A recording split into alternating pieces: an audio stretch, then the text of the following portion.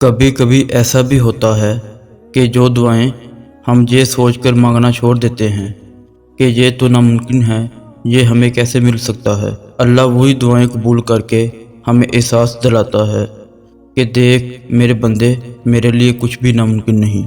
وہ تمہیں اپنے طریقے سے تمہاری من پسند منزل تک لاتا ہے، تو پھر ان رستوں پر مت گھبراؤ جو تمہاری چاہت کے مطابق نہیں، بلکہ ان منزلوں کا انتظار کرو جن تک یہ رستے تمہیں لے جا رہے ہیں، جو تمہاری رضا کے عین مطابق ہے۔